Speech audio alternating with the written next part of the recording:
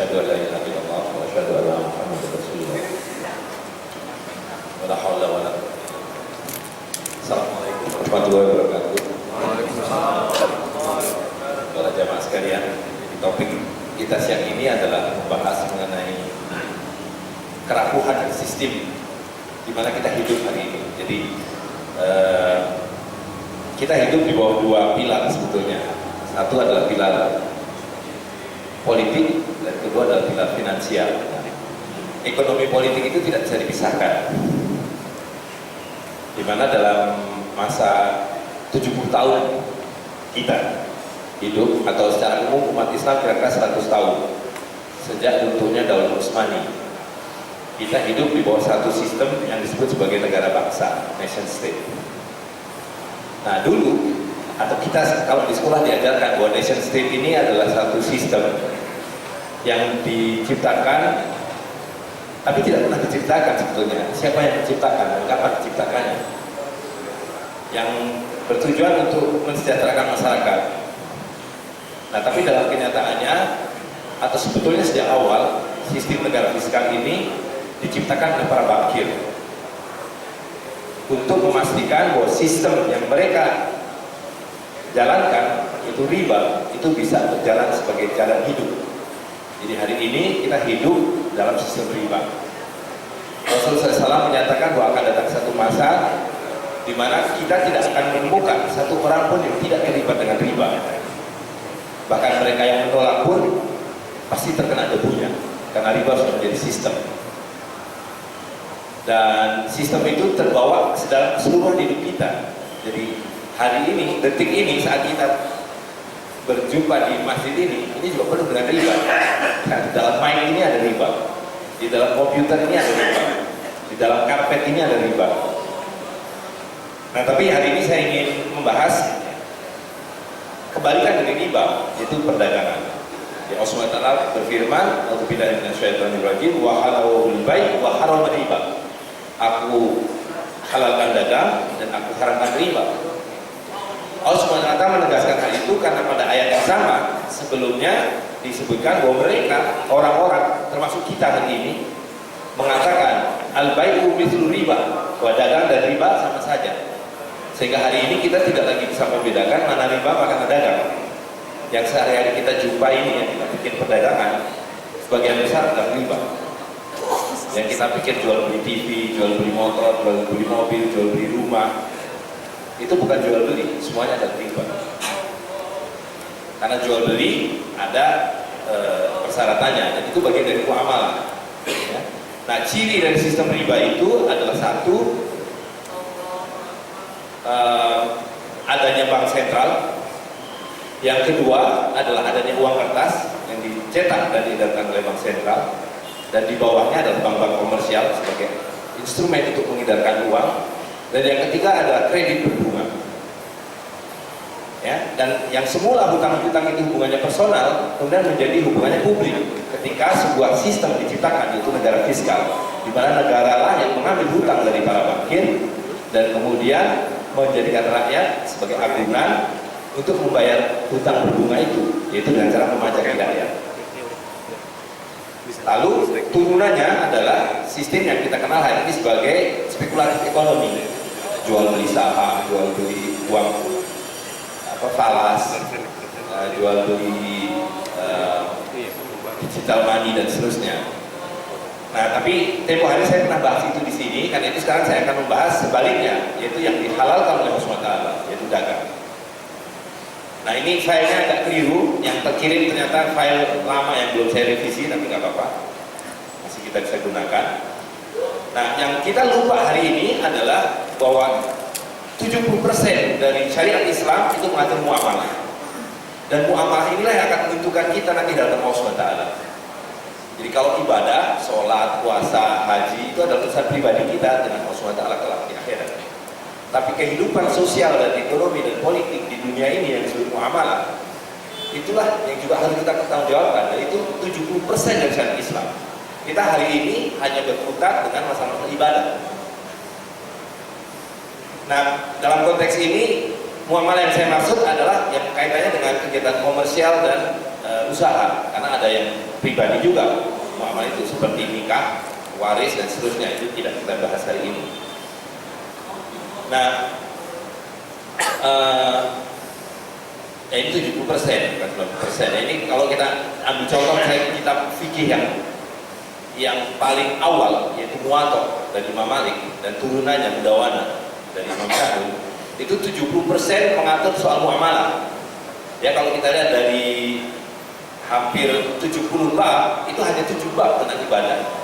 60 bab lainnya adalah mengenai muamalah, dan 30 bab sendiri separuh adalah soal perdagangan. Nah, yang paling pokok kita pahami tadi, wa halalul bai' wa harama riba. Allah telah menghalalkan dagang dan mengharamkan riba. Jadi satu ketegasan yang diberikan oleh SWT, dan dalam ayat yang lain di surat yang sama, Allah SWT mengatakan yang haqwahu riba wa yurbi shadaqatan. Aku hancurkan riba dan aku suburkan sedekah. Nah, hari ini sedekah mati karena kita dalam sistem ini menyubur-nyuburkan riba. Ya, setiap hari kita memberi makan sistem riba ini, sehingga sedekah mati. Dulu sedekah itu orang biasa sedekah 50 hektar, ya kan, 100 hektar. Hari ini untuk sedekah 1 meter tanah pun bikin. Hari ini tanah sudah 5 juta, 10 juta per meter. Belum lagi kita berpikir besok saya nggak bisa kasih makan anak saya, bayar sekolah sulit, bayar rumah sakit sulit. Itu semua adalah akibat dari riba. Nah, kalau kita lihat definisi basic dari jual beli, itu adalah tamliku ain maliyatin. Jadi memiliki ain itu adalah aset, maliyatin dengan harta. Jadi dagang itu, jual beli itu adalah harta ditukar dengan harta. Yang disebutkan bi'idnin syari'in, yang diizinkan oleh syariat, karena ada yang tidak diizinkan, yaitu riba tadi itu. Nanti akan lebih jelas di belakang ya. Nah, karena itu kita perlu sedikit memahami dulu riba ini.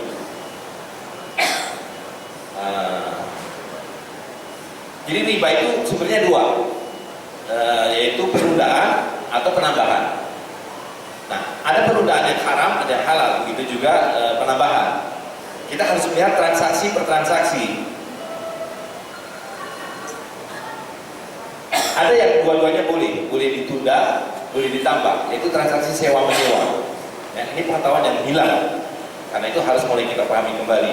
Jadi kalau kita nyewa mesin, nyewa mobil, nyewa rumah, ya ditunda sebulan, 2 minggu, setahun, tergantung kontraknya.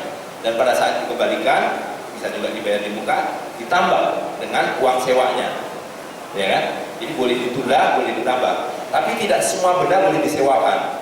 Benda-benda yang sekali dipakai habis, makanan misalnya, itu haram disewakan. Begitu juga uang. Uang tidak boleh disewakan karena kita belanjakan habis. Nah, hari ini saya kira semua kita, termasuk saya, terlibat dengan sewa menyewa uang. Begitu kita berhubungan dengan bank, kita dalam kontrak ini, ya, mereka tidak menyebutnya sebagai uang sewa, mereka menyebutnya sebagai bunga. Kita naruh uang di bank, dibayar sewanya 5% setahun.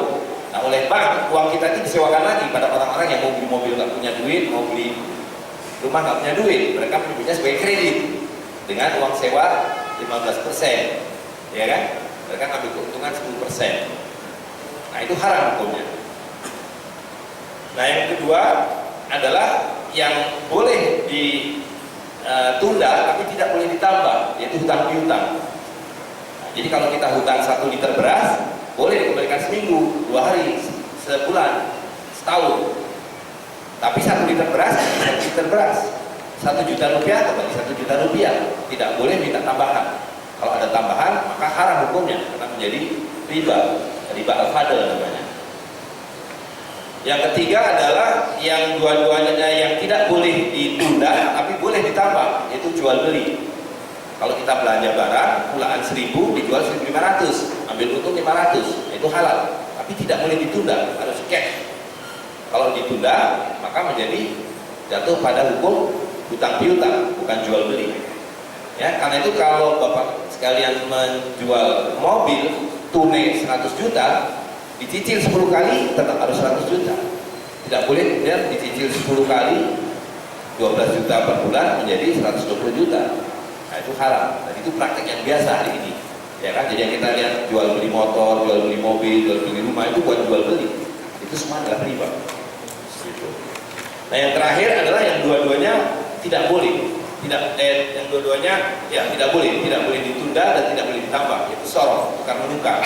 Jadi segelas air putih ditukar dengan segelas air putih, harus tunai dan tidak boleh ada tambahan. Seliter beras ditukar dengan seliter beras dan kualitas yang sama, tidak boleh ada tambahan. Selembar kertas dengan selembar kertas harus sama. Nah hari ini selembar kertas dengan selembar kertas tidak sama, betul nggak? Selembar kertas ini dengan selembar kertas ini mau nggak dipertukarkan? Karena hukumnya selembar kertas harus ditukar dengan selembar kertas. Ini nilainya palsu. Pemahaman tentang riba ini penting untuk kita ketahui bahwa uang kertas ini adalah riba dan mengandung dua riba sekaligus, yaitu riba al-fadl dan riba an-nasi'ah. Ya, selisih 30.000 dari 20.000 dengan 50.000 itu adalah riba al-fadl. Dan dia mengandung riba an-nasi'ah karena uang kertas ini adalah kwitansi, ini promissory note namanya, surat hutang. Jadi kalau kita tanya ke BI atau kita lihat neraca BI, uang beredar itu adalah liability, ya hutang. Hutang apa? Hutang 50.000 perak. Nah, perak itu apa? Rupiah, 50.000 rupiah. Rupiah adalah 11 gram perak. Nah, jadi dulunya kalau kita kembalikan kwitansi ini, mereka akan berikan pada kita 50.000 koin rupiah. Yang tiap koin rupiah adalah 11 gram perak. Nah, kontrak itu kemudian dikhianati. Jadi kalau kita tanya hari ini apa? Ini hutang. Mana hutang pada saya? Saya kembalikan kwitansinya, berikan pada saya 50.000 rupiah. Maka orang BI akan mengatakan ya tidak ada lagi. Hutang saya angka itu, angka 50.000. Gitu. Jadi ini adalah surat hutang yang dikhianati dan hutang ini hutang berbunga. Ya. Karena kalau bank sentral mengedarkan uang, mencetak uang, bagaimana cara mengedarkannya? Apa dibagikan kepada rakyat? Bagaimana cara bank sentral mengedarkan uang? Diberikan lewat bank komersial, karena bank sentral tidak berhubungan sama kita, betul tidak? Nah, apakah cuma-cuma? Tidak, bank sentral mengenakan bunga berapa? 7% hari ini kan, yang disebut sebagai sertifikat Bank Indonesia. Nah lalu oleh bank komersial, sudah saya jelaskan tadi, kepada kita dalam bentuk dihutangkan dengan bunga 15%. Jadi dalam sekali putaran ini saja, dari BI ke BRI itu, BRI ke rakyat, itu sudah mengandung 22%. Nah, pertanyaan berikut adalah dari mana uang 22% itu? Kan BI katakanlah mencetak 1 triliun. Begitu diedarkan, masuk BRI, BRI harus bayar 7%-nya, 70 triliun. Ya, BRI pada rakyat, rakyat harus bayar 15%. Ada nggak uangnya? Yang 22% itu artinya adalah 220 triliun, 220 miliar kalau nyatanya 1 triliun. Dari mana uangnya didatangkan? Cetak lagi. Dan ketika diedarkan berbunga lagi, cetak lagi, begitu seterusnya. Itu sebabnya satu saat pasti kolaps sistem ini. Karena itu bukan hutang yang berbunga. Satu titik tidak ada lagi barang-barang yang bisa menopang jumlah uang beredar. Dan hari ini jumlah uang kertas beredar ini kira-kira hanya 3%, maksimal 5%. Karena sudah berubah menjadi baik di digital. 95% adalah uang digital. Sebagian besar hari ini kita transaksi tidak lagi pakai uang kertas, betul nggak? Pakai apa kita transaksi? Naik busway aja udah nggak diterima uang kertas. Bayar parkir di Ragunan nggak diterima uang kertas. Sudah didigitalisasi. Gitu. Dan itu jumlahnya 95% dari keseluruhan uang beredar. Jadi kolapsnya sistem ini sudah soal waktu saja. Karena itu matematis, sudah bisa dihitung, pasti kolaps. Karena itu riba. Nah, saya akan kembali dulu ke pengertian dasar jual beli. Nah, ini jual beli itu syaratnya 3 untuk memperjelas bagi kita bahwa seluruh kehidupan kita hari ini adalah riba. Pertama, Allah SWT mengatakan, janganlah kamu makan harta saudaramu kecuali dengan berdagang antara diningkum, redo sama redo. Jadi haram hukumnya memaksakan alat tukar. Kalau orang mau bertukar jagung dengan beras, silakan. Jagung dengan emas, silakan. tidak boleh ada pemaksaan alat tukar. Dan yang kedua berarti juga tidak boleh ada monopoli. Haram hukumnya hanya pihak tertentu yang mengatakan bahwa sayalah yang sah dan berhak mengeluarkan alat tukar. Kalau orang lain kita mengeluarkan alat tukar kita memasukkan uang, nah itu haram hukumnya. Yang kedua adalah cash and carry yang dan biarin. Saya jelaskan tadi, kalau tidak cash and carry dia bukan jual beli. Nah ini sudah saya jelaskan, inilah hutang. Jadi jual beli dengan ini, dengan uang kertas ini tidak bukan jual beli. Membayar sesuatu dengan hutang itu haram hukumnya. Gitu. Yang ketiga, misalnya bimithlin, equal to equal. Nah, yang harus kita pahami adalah yang dimaksud nilai itu apa? Samaan. Nilai adalah sesuatu yang ada pada benda itu sendiri. Jadi ketika Allah SWT menciptakan Nabi Adam dan seluruh benda-benda yang lain, diciptakanlah nilai di dalamnya. Jadi ayam nilainya dari dagingnya, pohon nilainya ada pada kayunya. Sehingga hukumnya harus begitu. Ketika beras harus ditukar dengan sesuatu sebagai alat tukar yang punya nilai, kayu, baju, dan seterusnya. Nah ini semula ada nilainya berupa koin emas dan koin perak. Ketika kemudian para bankir mengubahnya, dan kekuasaan untuk memberikan nilai itu hanya ada pada Allah SWT. Karena itu kekuasaan menciptakan nilai pada uang kertas itu adalah perbuatan syirik. Karena yang memiliki kekuasaan, memiliki kuah itu hanya Allah SWT. Ya. Nah, jadi ketika kita membayar dengan uang kertas ini tidak misalnya bimithlin, ya. Kita dapat seekor ayam, kita potong lehernya, kita cincang-cincang jadi gulai, masih ada nilainya. Ada kan? Nah ini kita cincang-cincang jadi 4, ada nilainya? Tidak ada. Bandingkan dengan koin perak ini, dinar atau dirham emas. Dirham adalah 3 gram perak. Kalau saya belah 2, masih ada nilainya? Masih ada setengah dirham. Begitu juga dinar emas, 4 gram dibelah 2, masih ada 2 gram emas. Jadi itulah nilai. Ya. Nah, nilai yang dilekatkan pada uang kertas itu tidak ada. Jadi ini hanyalah angka 20.000. Apa makna angka 20.000? Tidak ada makna apa-apa. Kecuali simbol aritmatis 2 dengan 03. Dia menjadi punya nilai ketika diberi nama rupiah namanya. Dengan cara memanipulasi dari dulu koin rupiah. Nah, ketika dibilang 20.000 rupiah, maka dapat sepiring nasi padang. Betul nggak? Tapi begitu orang Amerika bilang, kertas saya namanya bukan rupiah, namanya US dollar. Maka tiba-tiba nilainya 15.000 kali. Jadi dapat 15.000 piring nasi padang. Sihir, ilmu sihir, ya kan? Nah, jadi untuk diringkaskan, uang kertas itu adalah surat hutang yang bermula dari koin emas dan perak pada mulanya. Itu bisa dibaca dalam sejarah. Lalu kemudian berubah melalui monopoli yang disahkan oleh negara. Jadi yang disebut negara itu adalah persekongkolan para bankir dengan politisi sesudah revolusi Perancis. Nah, jadi kalau kita lihat sebelum ada 17 Agustus 45 tidak ada bank sentral di sini, tidak ada uang kertas di sini, kecuali yang dibawa oleh PUC, ya kan? Kita semua dipimpin oleh para sultan, hukumnya adalah syariat Islam, uangnya adalah uang emas dan uang perak.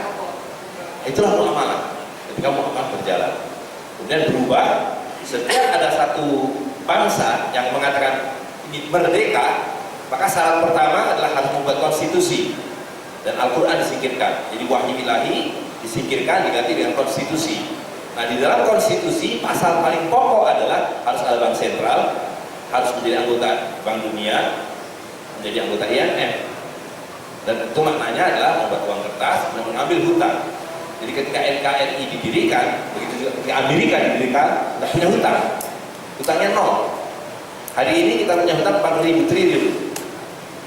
Padahal setiap tahun kita sudah mencicil 150 triliun. Sekarang sudah hampir 200 triliun. Katakanlah mulai menghutang itu 67 sesudah Pak Karno disingkirkan, ya kan? Kemudian dikasih grace period 10 tahun, mulai mencicil 75, jadi 25 tambah 15, 40 tahun kita sudah mencicil. Katakanlah rata-rata nggak usah jauh-jauh, 100 triliun aja. separuh dari cicilan hari ini. Kita sudah mencicil 4.000 triliun. Kok hutangnya masih 4.000 triliun? Gimana? Kita sudah mencicil 4.000 triliun, hutangnya masih 4.000 triliun. Itulah riba. Dan itu sebabnya hidup kita makin hari makin sulit. Dipajaki makin banyak, harga naik. Harga itu sama dengan nilai, tidak pernah naik dari zaman Nabi Adam sampai kiamat nanti. Seekor ayam nilainya ya seekor ayam itu, sekilo daging, 2 kilo daging. Tapi kalau begitu kita ganti dengan proksi uang kertas, maka rusak nilai itu. Dulu ayam ya sejauh yang saya masih ingat paling Rp1.000 per ekor. Hari ini Rp100.000. Ya. Karena kalau kita tidak ada uang kertas, ini untuk menunjukkan bahwa nilai itu tidak berubah. Kalau saya punya segelas air minum, bisa tolong minum 2 botol itu, 2 botol aqua. Ya, kalau kita tidak pakai uang kertas, kalau di Jakarta ada seplastik air minum, di Singapura seplastik air minum. Pertukaran yang adil adalah segelas ditukar segelas, betul nggak? Nah, begitu hari ini dengan uang kertas, segelas botol ini di sini harganya Rp1.000, katakanlah begitu. Begitu kita ke Singapura, uang Rp1.000 bisa buat beli segelas air gini. Nggak bisa, mereka bilang di sini harganya $1. Mananya ada Rp10.000, 10 kali lipat. Itulah ketidakadilan kezaliman sistem uang kertas, dan itu hasil diciptakan. Yang mengikuti fitrah hukum Allah SWT adalah dari zaman Nabi Adam dulu sampai kiamat nanti segelas air atau segelas air, betul nggak? Dan ketika dibentukarkan ya segelas dan segelas dimanapun di dunia ini.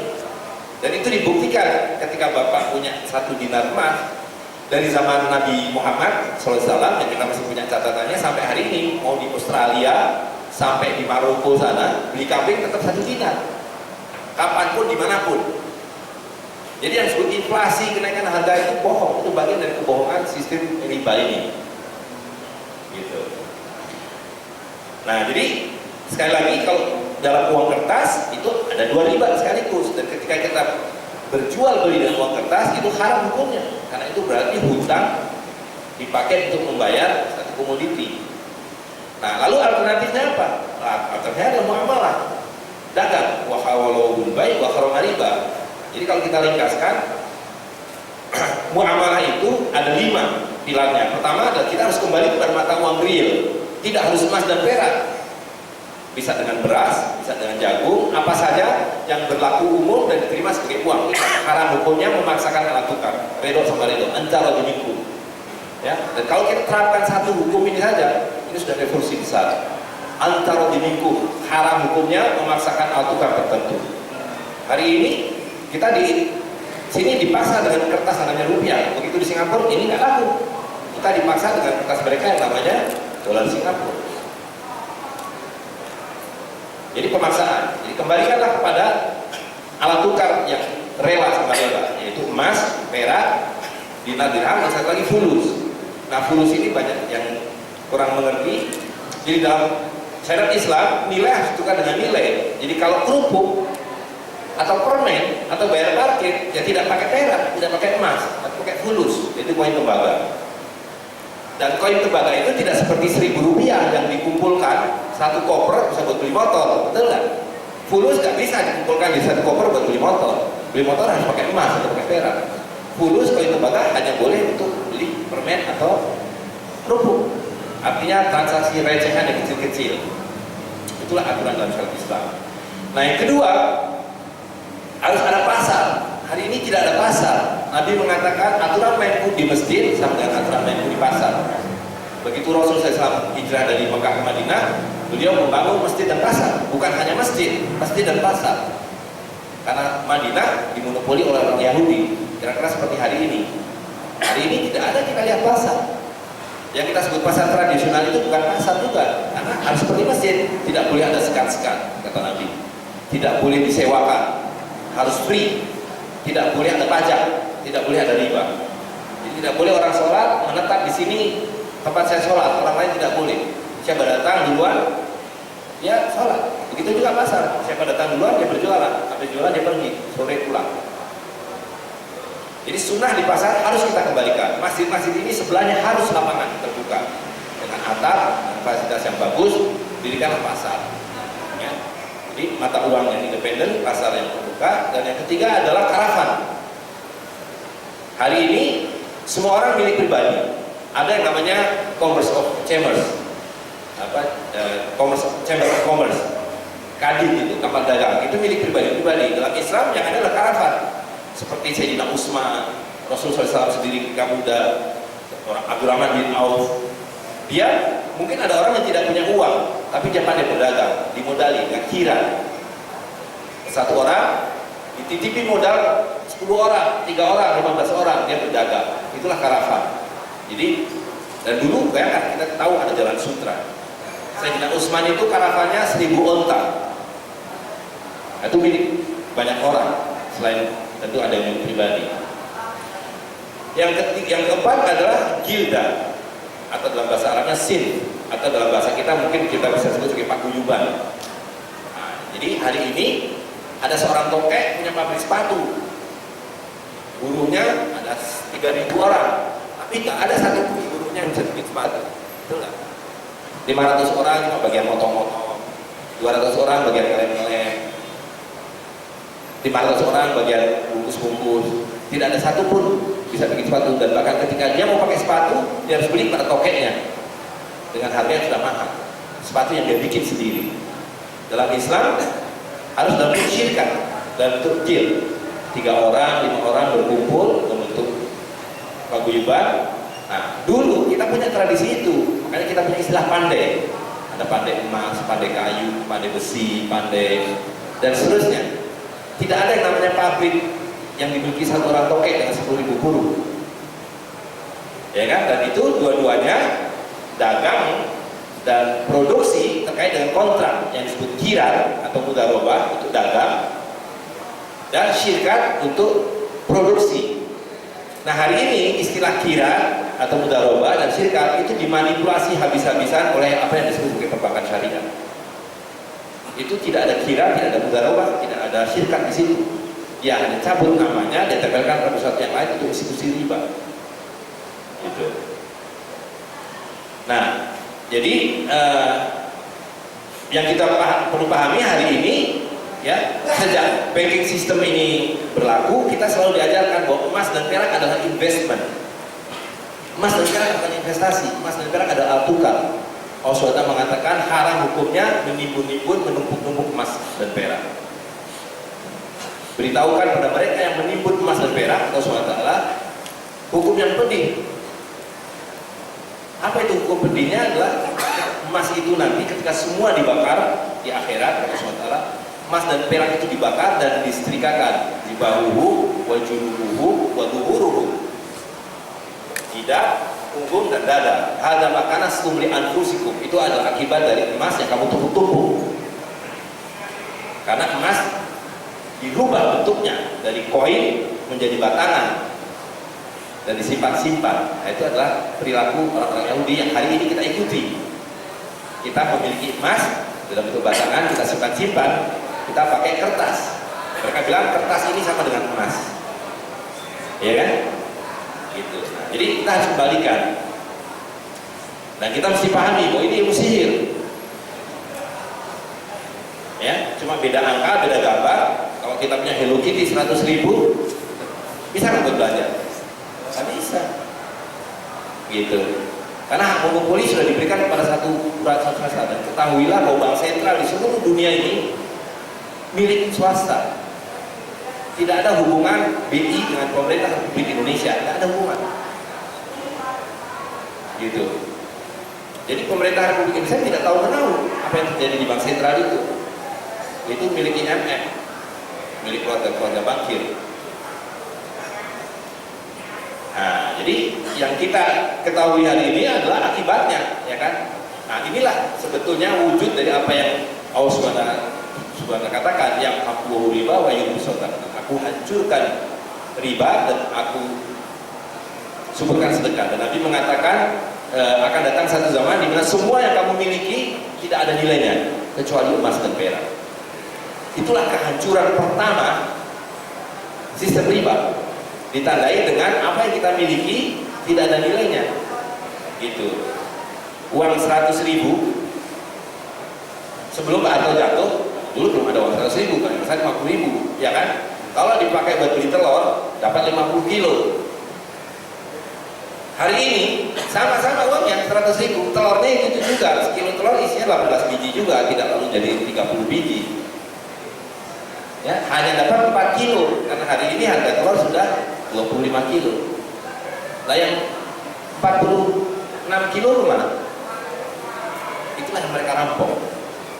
Jadi setiap hari kita dibuat miskin, dirampok, supaya membeli apapun kita tidak mampu secara tunai. Jadi misi bank itu membuat orang miskin, harus miskin, supaya kalau beli rumah hutang sama dia, beli mobil hutang sama dia, masuk rumah sakit hutang sama dia, nyekolahkan anak hutang sama dia. Gitu. Jadi semakin banyak bank, semakin miskin suatu masyarakat. Nah, karena itu apa yang harus kita lakukan adalah merekonstruksi. Jadi ada dua hal pokok yang sudah umat Islam hari ini. Pertama adalah merekonstruksi sistem riba ini dengan memahami bahwa ini adalah muslihat dan bisa kita tinggalkan dengan cara tugas kita yang kedua, yaitu rekonstruksi muamalah, mengembalikan dinar dan dirham, mengembalikan pasar-pasar, mengembalikan karavan, mengembalikan kontrak-kontrak syarikat dan kira. Gitu. Jadi kalau membalik yang mereka lakukan saja, dulu emas perak kita diambil, dilebur, dijadikan batangan, disimpan, terus kita disodori kertas, padahal namanya bisa berubah-ubah. Guildes, rupiah Jepang, rupiah Republik Indonesia, rupiah Bank Indonesia, itu dua hal yang berbeda. Dulu uang kita namanya uang Republik Indonesia, tapi ditolak oleh Hindia Belanda. Bank sentral kita namanya BNI 46, tapi ditolak oleh Belanda. Mereka bilang, "You merdeka, boleh ikut saya, jadikan bank saya, jangan sebaik menjadi bank sentral kalian. Jadikan guildes saya menjadi rupiah kalian." Gitu. Dengan kemudian konsekuensi syarat ketiga, yaitu you mesti ambil alih hutang saya sebagai penjajah Hindia Belanda dulu, 4 miliar dolar. Nah, itulah yang sekarang menjadi 4.000 triliun. Gitu. Ya. Nah, jadi ini tadi saya sudah sebutkan kira, ini bisa nanti dibaca. Jadi kira itu adalah untuk perdagangan. Jadi tidak mungkin di dalam muamalah itu ada orang nganggur, tidak mungkin ada orang miskin karena kecuali memang dia malas atau ditakdirkan miskin. Tapi begitu ada pasar terbuka, ada kira, orang yang punya uang perlu ditaruh di bank. Inilah investasi dalam Islam, itu berkira dengan seorang pedagang. Modali dia mau jual jagung, jual beras, jual sepatu, jual apa saja di pasar. Kasih modal 5 dinar, beberapa untungnya bagi hasil. Itulah yang disebut bagi hasil. Nah, ini detailnya bisa dibaca nanti lah. Lalu syirkat itu adalah produksi. Jadi dalam syariat Islam, kalau mau berproduksi, bersyirkat, misalnya 5 orang mau bikin pabrik sepatu, maka 5-5 harus bekerja, walaupun dengan peran yang berbeda. Jadi tidak boleh ada investor tidur. Investor tidur hanya dimungkinkan pada kira, yaitu perdagangan. Nah, hari ini kita mengenal ada pasar saham, ya kan? Nah, pasar saham itu nggak ada pasarnya dan tidak ada sahamnya. Itu yang dijual hanya angka ketap ketip di macam ginian ini. Belinya juga pakai by computer, betul nggak? Jadi by computer dibeli dengan by computer. Nah, ini saya kayaknya agak keliru. Jadi di situ saya tunjukkan satu contoh, misalnya yang paling dramatis adalah saham Bumi Resource. Ketika pertama kali diisu dulu, harga sahamnya cuma Rp20. Kemudian sempat naik sampai Rp8.000. Sekarang kembali jadi Rp50.000. Untuk menunjukkan bahwa itu semuanya sihir. Ya kan? Kan nggak mungkin satu benda harganya bisa berubah dari Rp20.000 sampai Rp20.000 sampai Rp8.000 gitu. Karena memang tidak ada barangnya, itu hanya angka aja, permainan angka saja. Dan satu lagi, ini saya rasa terlalu detail lah ya, hubungan dan perikanan. Jadi kalau kita ringkaskan untuk mengakhiri sesi kita ini, jadi wahalul baik wa haramul riba, aku haramkan riba dan aku halalkan dagang, itu seperti cermin. Apa yang halal menjadi halal, sebaliknya apa yang haram menjadi halal di dalam kapitalisme atau sistem riba ini. Jadi uang emas dan perak diganti menjadi uang digital yang tidak ada wujudnya, tidak ada nilainya. Ya kan? Pasar terbuka kemudian berubah menjadi monopoli, jadi mall yang kita tidak bisa berjualan di situ kecuali nyewa dengan sangat mahal. Kemudian financing dari non banking tadi dengan kira dan sirga diubah menjadi banking. Semua orang dibikin hutang, semua orang dibikin miskin, gitu. Nah, kemudian ada satu unsur lagi yaitu wakaf. Tapi ya kita lewat saja. Nah, untuk mengakhiri ini, akhirnya yang terjadi adalah seluruh kehidupan ini berubah dari dulu kehidupan yang sifatnya gotong royong, orang saling tolong menolong. Jadi Allah SWT ketika mengatakan bahwa sesama muslim itu adalah saudara, sesama orang beriman adalah berkasih sayang, itu tidak bisa berlaku hari ini. Karena sistem ini membuat orang saling makan, gitu. Semua orang dibuat sedemikian rupa. Misalnya sebagai contoh, dulu kalau orang meninggal itu gampang, ya kan, begitu meninggal di kafani, disolati, kubur, selesai. Nah, kemudian muncullah institusi yang namanya negara tadi itu. Maka kuburan sudah berubah menjadi dinas pemakaman. Maka kalau ada orang mati nggak bisa langsung disolati, dimandikan sholat di kubur. Tanya dulu KTP-nya mana? Ya, punya KTP, ini saya KTP sini. Oke, kamu bayar iuran bulanan nggak? Bayar pajak nggak? Gitu. Dan hari ini pemerintah sudah kewalahan, dibikin tidak bisa. Seluruh fungsi sosial pemerintah dihapus. Ya, karena IMF mengatakan kamu nggak bisa lagi karena harus bayar hutang. Maka segala subsidi cabut, ya kan? Maka yang muncul adalah Sandiaga Memorial Park. Kalau mau mati mau pilih yang mana? Yang 30 juta, 100 juta, 40 juta. Nah, yang 100 juta lebih dekat ke surga itu. Begitu juga sekolah. Dulu kalau sekolah itu anak-anak bukan hanya cuma-cuma dikasih sarung, kasih makan sama kiainya, karena kiainya didukung oleh wakaf. Kemudian muncullah sekolah negeri. Ya kan, tidak boleh ada kebebasan lagi, kurikulum ditentukan, lalu bayar iuran dan seterusnya, bayar pajak. Nah, sekarang pemerintah juga sudah dikebiri, tidak ada lagi subsidi. Oh, segala macam itu kan bukan subsidi yang sebenarnya, itu datangnya dari hutang, itu uang hutang. Nah, muncullah sekolah-sekolah swasta yang sangat mahal.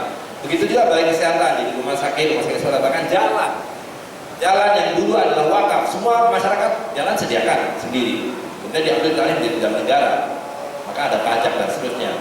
Lalu hari ini jalan tol, tidak ada lagi jalan di mana, kecuali jalan terbaik, semua diambil alih parkir.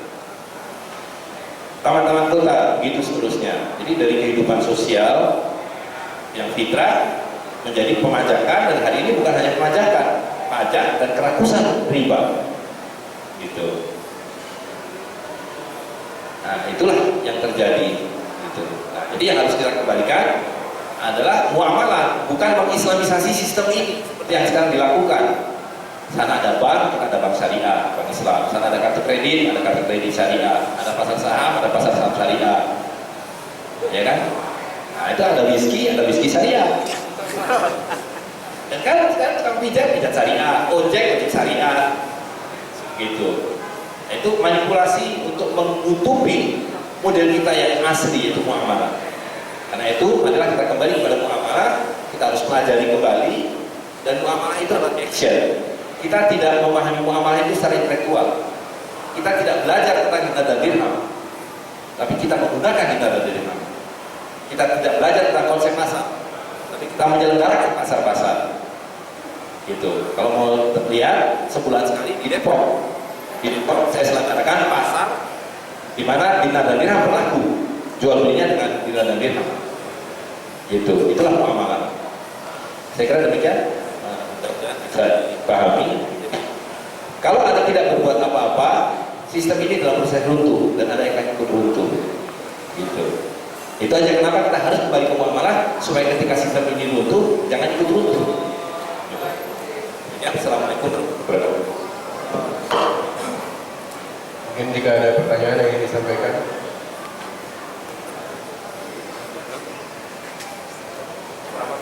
Silakan merapat ke depan.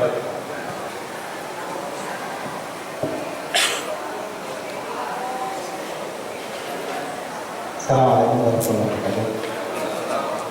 tadi di awal Ustadz menyampaikan bahwa sistem fiskal ini ada kaitannya dengan sistem politik.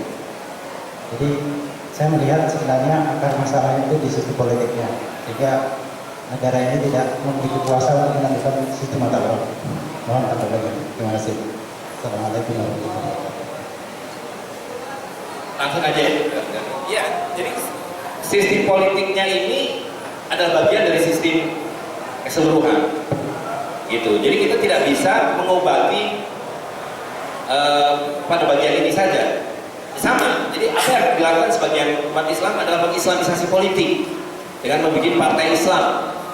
Dengan asumsi kalau kita punya partai Islam, mayoritas memenangkan parlemen Islam, maka bisa rubah menjadi negara Islam. Itu asumsinya begitu. Islam tidak mengenal negara, karena negara itu adalah persekongkolan bakir dan politisi. Itu ada buku kecil baru terbit judulnya Membongkar Sihir Negara. Nanti bisa dibaca. Nah, jadi di dunia ini tidak pernah ada, karena memang tidak ada presidennya dan tidak ada tuntunannya, bahwa kalaupun kita menguasai parlemen 100% Islam, lalu kita bisa tegakkan syariat Islam. Bukan itu jalannya. Syariat Islam hanya tegak di bawah para sultan, para amir. Maka kita punya sebutan Amirul Mukminin, Amirul Muslimin. Ya, muamalah ini berjalan. Jadi sekarang ini kan kita taken for granted bahwa kita hidup di bawah satu sistem yang namanya negara kesatuan. Tapi kalau kita tengok sebelum tahun 1945 ini tidak ada kehidupan.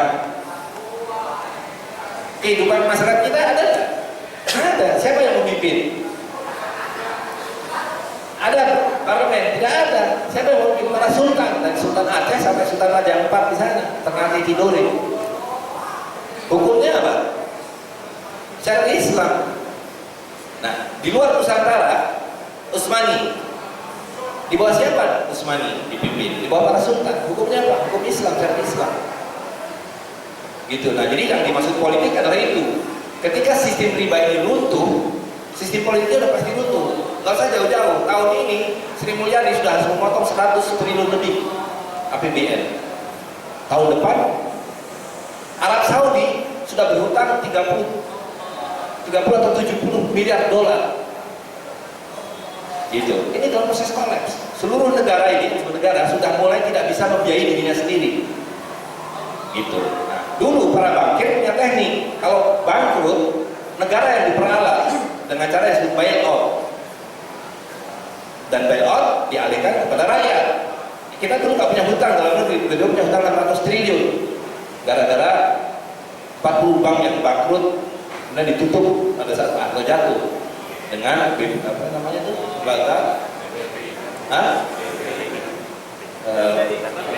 lembaga penyihatan perbankan itulah, ya kan? Dan itu model dulu zaman Utsmani juga begitu, dibangkrutkan dengan hutang lalu dibikin lembaga semacam itu untuk bailout. Nah, hari ini untuk bailout sudah tidak bisa, tidak lagi ada yang mampu, maka dibuat undang-undang namanya bail-in. Yaitu semua uang yang ada di bank itu yang dirampas karena sesungguhnya uang itu tidak ada. Dan di Senayan ini sudah mulai dibicarakan bahwa kita harus punya undang-undang bail-in. Maknanya kalau ada menaruh uang hari ini mereka bilang kasih saya jamin sampai 2 miliar. Dengan bail-in tidak ada jaminan, dan bukan hanya tidak ada jaminan, ketika bank bangkrut uang kita dibekukan. Dan digitalisasi itu membuat kita tidak bisa ngambil tunai, dan ini sudah dimulai di Australia. Citibank sudah mulai melarang transaksi tunai. Semua transaksi hanya bisa dilakukan dengan digital. Jadi Anda bekerja, bertani, berdagang, nitip uang ke bankir, dikunci, Anda nggak bisa keluarkan. Hanya bisa transaksi via SIM, via HP, via kayak kita sekarang ini naik busway kan nggak bisa bayar tunai. Kita dipaksa hanya bayar secara digital. Kita nggak bisa lagi ambil uang kita sendiri. Gitu. Itulah masa depan kita. Gitu. Jadi isu ras itu harus dipahami sebagai kebebasan kita untuk memiliki dan memegang harta kita sendiri. Gitu. Tidak dipahami karena urusan politik sesaat. Tapi sistem ini adalah riba yang haram, yang menindas, yang merampok, dan karena itu harus kita tinggalkan, harus kita hentikan. Itu tugas Islam generasi kita hari ini. waktu tahun 45 ulama-ulama kita nggak bisa disalahkan kenapa memilih bentuk seperti ini, karena hari itu pilihannya hanya ada negara kesatuan ini, negara fiskal. Hari ini kita sudah melihat ini dalam proses runtuh, menindas. Kita punya pilihan kembali kepada muamalah gitu. Nah sayangnya ulama-ulama pun belum sampai ke situ. Mereka bahkan menghalalkan yang haram-haram itu dengan memberikan fatwa ini, fatwa itu, fatwa ini, fatwa itu, sehingga bank yang haram ini menjadi halal dengan sebutan bank syariah gitu. Nah jadi kalau Anda membedakan dari bank A pada bank syariah A, ya sama aja, komputernya sama, sistemnya sama, tokeknya yang punya juga sama, nggak mengubah apa-apa gitu. Jadi harus dilakukan, kita tinggalkan banking sistem ini kembali pada muamalah. Silakan ada lagi. Assalamualaikum warahmatullahi wabarakatuh. Tadi yang menarik kan ada soal utang ya Ustaz ya. Nah, kalau misalkan negara punya utang yang sampai 4.000 triliun itu sebenarnya negara-negara itu utang ke siapa sih? Karena sebenarnya yang kita tahu juga Amerika adalah salah satu negara yang pengutang terbesar. Itu satu. Yang kedua adalah kalau kita sudah berada di sistem yang seperti ini, itu langkah terkecil yang bisa kita lakukan apa supaya keadaan ini lebih baik? Terima kasih. Ya, hutang itu ya ke bank. Hari ini, minggu lalu lah, atau baru beberapa hari lalu, lihat Zimbabwe. Zimbabwe sejak tahun 2007 sudah tidak mampu bahkan mengelola uang sendiri. Bank sentralnya tutup. Dia nggak punya bank sentral. Karena setiap kali bikin uang, nggak laku. Bikin uang, nggak laku. Dan namanya kertas, tidak ada nilainya. Ya kan, sampai satu telur harganya triliunan dolar Zimbabwe. Nah, ini percobaan terakhir. Sesudah 7 tahun dari tahun 2007 akhirnya pakai US dollar. Nah, dan mereka merasa problem juga, US dollarnya susah, jauh kan. Akhirnya the reserve of Zimbabwe itu perusahaan swasta mengeluarkan uang baru yang disebut sebagai dolar Zimbabwe, 2 dolar Zimbabwe sama 5 dolar Zimbabwe. Nah, tapi tadi kertas yang diciptakan itu adalah hutang, bankir yang menciptakan. Nah, tapi reserve ini perusahaan swasta, dia membackup hutang, membackup hutangnya kepada masyarakat ini dengan cara berhutang. Itu mengeluarkan bonds dari sebuah bank swasta lain, namanya African Exim Bank. Gitu. Jadi ini hanya bermain hutang dan bermain digital. Nah, jadi kalau kembali ke pertanyaan biasanya kepada siapa hutangnya? Kepada bank. Gitu. Jadi negara ini, ada satu buku Teknik Kudeta Bank, sebentar lagi terbit, baru selesai diterjemahkan, lagi terbit. Disitulah Syekh Qadir menunjukkan bagaimana proses kudeta terjadi dari politisi diambil alih oleh bankir. Jadi semua yang kita sebut proyek-proyek ini, MRT dan seterusnya ini tak ada hubungannya dengan pemerintah. Ini semua bankers interest.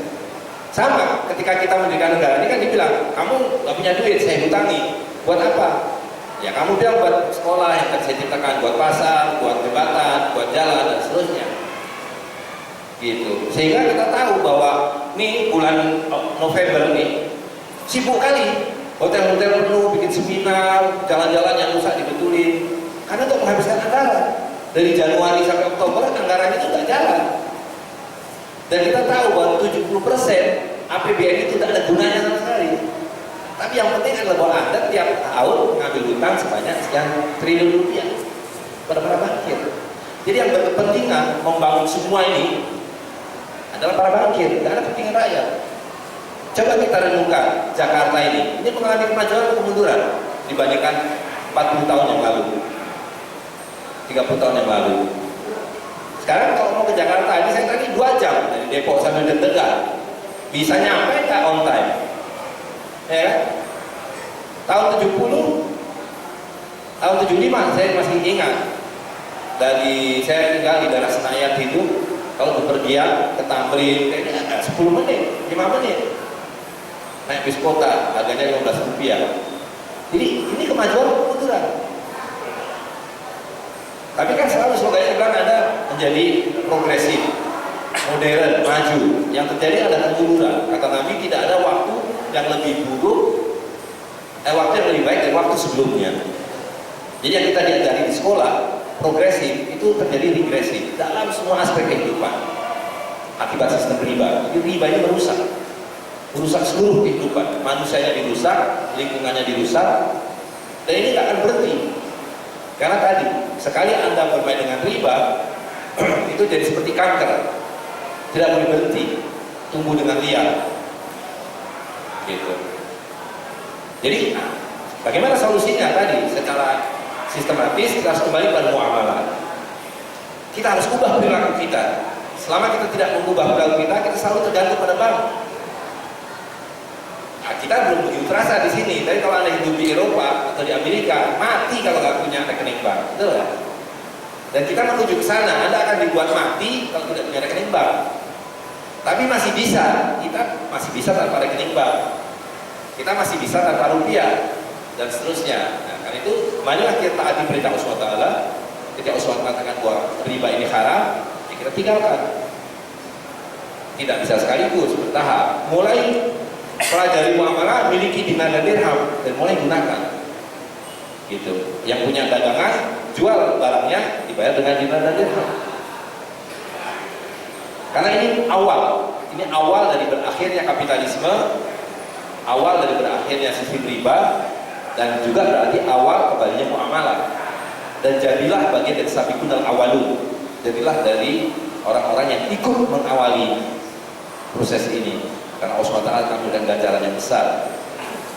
Karena riba ini luar biasa, ini kezoliman yang luar biasa. Dan karena itu kalau kita baca Quran maupun hadis, hukumannya luar biasa, di neraka selamanya. Ya, perut orang-orang yang makan riba akan penuh dengan ular dan seterusnya. Gitu. Saya kira demikian. Silakan.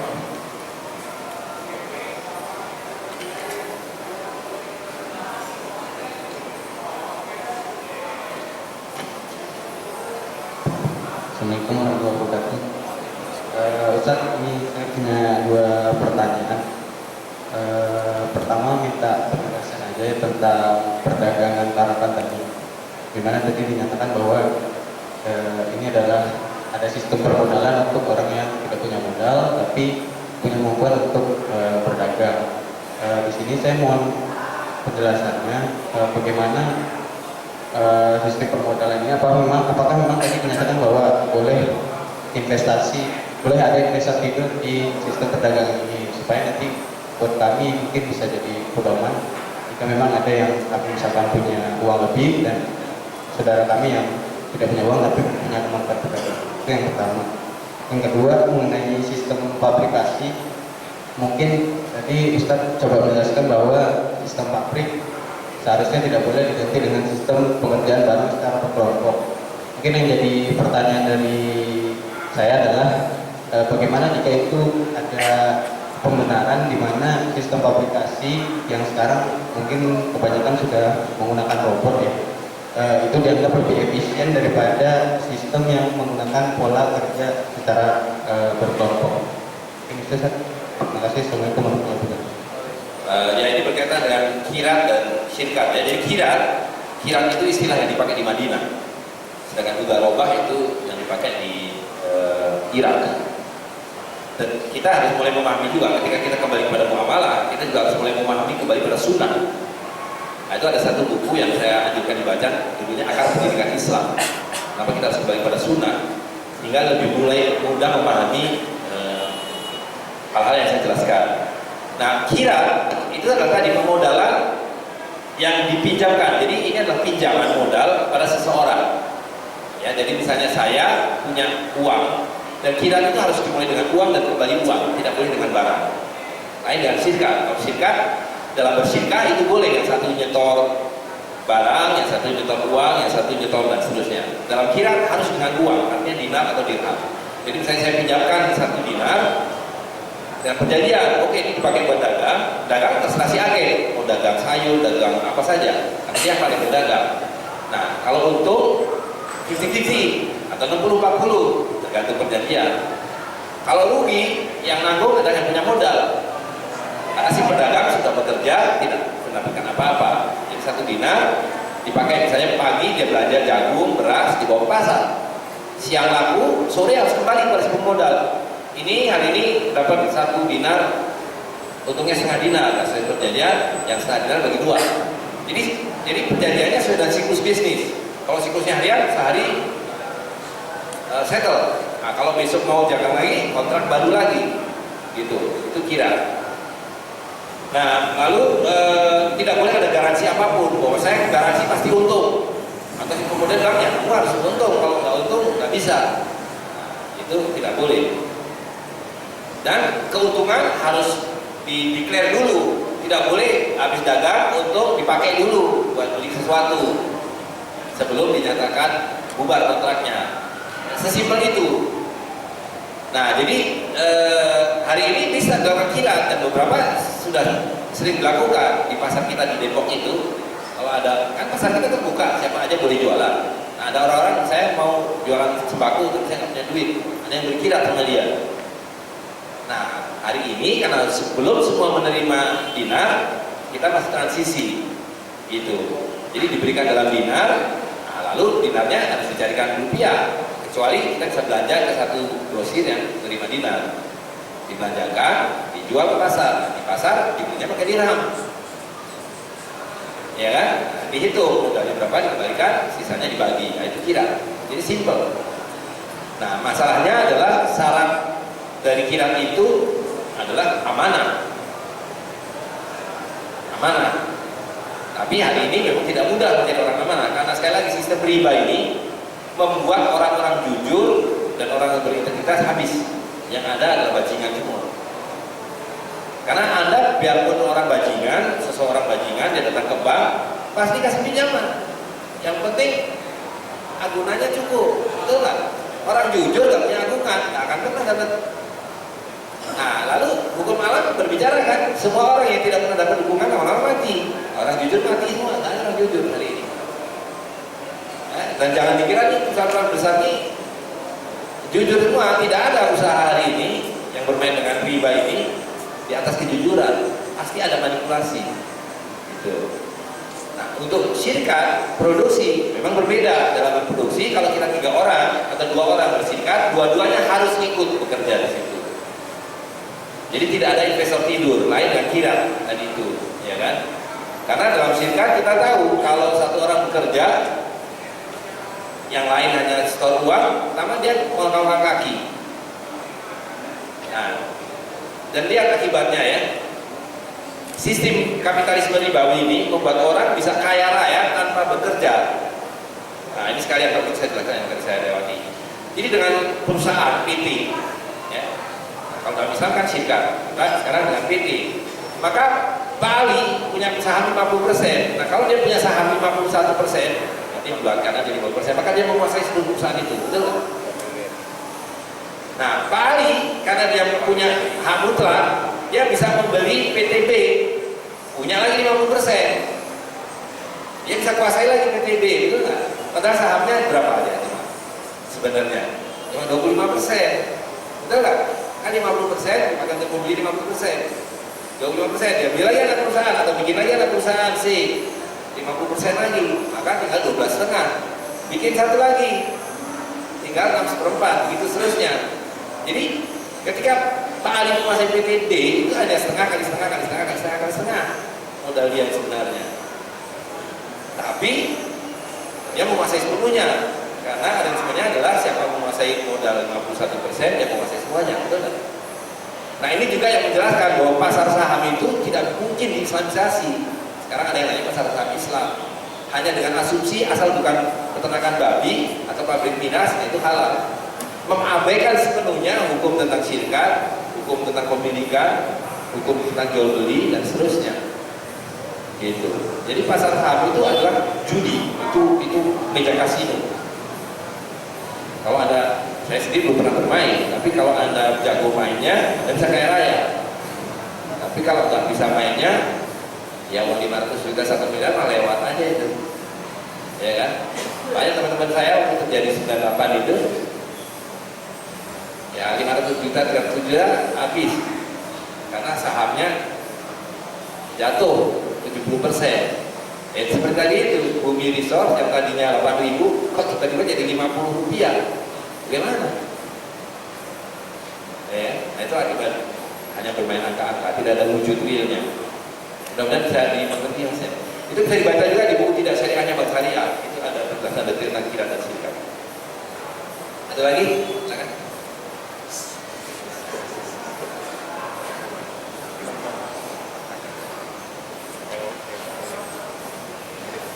Bismillahirrahmanirrahim. Assalamualaikum warahmatullahi wabarakatuh. Saya pengen tanya perkembangan ekonomi Islam selama ini sudah sejauh mana gitu? Karena saya juga dari segi agama kan tadi Ustaz bilang bahwa dosa yang paling kecil aja untuk riba itu adalah menjinahi orang tuanya sendiri gitu. Bahkan yang paling besar itu Allah dan Rasul akan memerangi kita nanti di akhirat. Itu udah sejauh itu tadi pada prakteknya prinsip-prinsip yang syariah itu justru ditinggalkan gitu. Pertama kita untuk membeli rumah aja sistemnya KPR dengan menggunakan sistem yang ada sekarang ini. Terus mau punya mobil atau motor ya sama juga, bahkan asuransi pun seperti itu. Kira-kira gimana nih solusinya gitu? Apakah benar-benar bisa diterapkan juga di kira-kira untuk penerapan ekonomi Islam biar benar-benar bisa dijalankan seluruhnya, bisa nggak? Ya itu problem kita hari ini. Ya problem kita hari ini adalah kita ada 3 posisi. Posisi pertama adalah kita dibuat merasa harus nurut, patuh, taat pada sistem. Jadi banyak orang yang menuruti orang bijak bayar pajak, ya, karena dia bilang ya saya harus bijak, maka saya wajib bayar pajak. Dia lupa bahwa pajak itu barang haram. Nah yang kedua adalah sedemikian masifnya dibuat kita merasa tidak berdaya. Bagaimana kita menghadapi sistem yang sudah menggurita begini? Gitu. Yang ketiga, ada yang tahu bahwa ini haram, tapi gak bisa keluar, psikotik kayak orang sakit jiwa. Allah mengatakan kalau kamu makan riba, lama-lama kamu seperti orang yang kerasukan setan. Orang sakit jiwa karena kerasukan setan. Nah kita umumnya hari ini begitu. Nah dengan kata lain yang saya mengatakan tidak ada solusi instan. Seperti yang saya sebutkan tadi, ini dalam proses runtuh, ya, dan kita harus mengawali kembali muamalah yang sudah hilang. Nah problem lainnya adalah tadi hari ini ada sebagian umat Islam yang mengatakan bahwa kita bisa mengislamkan ini yang haram-haram ini dengan membuat apa yang disebut ekonomi Islam, ekonomi syariah itu. Ekonomi syariah itu tidak ada. Ekonomi syariah itu adalah islamisasi ya ekonomi itu adalah sistem yang dibuat oleh Yahudi, yaitu formula riba. Gitu. Jadi yang harus kita tegakkan adalah muamalah. Kita harus kembali pada muamalah yang 5 pilar tadi saya sebutkan. Nah karena itu tidak ada instan solusinya. Kita harus berjamaah, itu nomor 1. Atii'u wa atii'ur rasul wa ulil amri minkum. Taati Allah, taati Rasul, dan taati para pemimpinmu. Hari ini siapa yang kita taati? Tidak ada yang kita taati. Tidak ada yang kita taati. Allah SWT kita taati. Karena ketaatan kita pada Allah SWT harus melalui kepada Rasul SAW. Rasul SAW tidak kita taati. Karena ketaatan pada Rasul harus melalui ulil amri. Hari ini ulil amri tidak ada. Ulil amri wa tasimu bihablillah, ya, berpeganglah kamu pada tali Allah. Ulil amri itulah tali Allah. Orang yang diberi kewenangan namanya dia ulil amri, yang memegang amr. Nah amr harus kita kembalikan. Dan tugas pertama seorang ulil amri adalah mencetak dinar dan dirham. Nah ketika hari ini sudah ada dinar dan dirham, kan tak perlu pusing-pusing, pakai gunakan. Gitu. Belum bisa semuanya tentu. Kita harus mulai. Ini proses 300 tahun ini yang kita diskusikan ini. Jadi tidak bisa besok terus selesai. Gitu. Nah jadi kita tinggalkan ekonomi, termasuk ekonomi syariah itu, kita kembali ke muamalah. Nah kalau pertanyaan pribadi-pribadi adalah tadi, mulailah memiliki dinar dan dirham, gunakan di pasar-pasar. Organisir diri, bikin pasar di dekat rumah, supaya kita bisa belanja di situ, bisa mengajak para pedagang berjualan di situ. Gitu. Kalau tidak, ya ini kita semua akan seperti apa namanya tuh bajing yang di dalam roda berputar itu loh. Wah, kita merasa lari kencang, capeknya bukan main. Tapi ada di dalam tong itu terus, ya kan? Gitu. Nah, jadi adanya ekonomi syariah ini justru masalah besar. Karena membutakan umat Islam tidak lagi bisa mengerti muamalah. Gitu. Karena mereka mengambil semua istilah dalam muamalah, kira, syirkat, mudharabah, tijarah dan seterusnya, tapi tidak ada satupun. Dan para bankir itu mengerti bahwa itu nggak ada yang sesuai dengan syariat. Gitu. Ya. Silakan, lagi. Mungkin cukup Ustaz, bagi yang mau lebih detail lagi atau secara teknis ada pertanyaan, bisa ke depan kita lakukan secara offline lebih akrab dari Ustaz kalau Ustaz masih punya waktu berada di sini. Mari kita tutup kali kita pada siang hari ini membaca Astagfirullah dan doa kafaratul majelis. Astagfirullahaladzim, subhanallahumma wa bihamdika, asyhadu an la ilaha illa anta, astaghfiruka wa atubu ilaik. Assalamualaikum warahmatullahi wabarakatuh.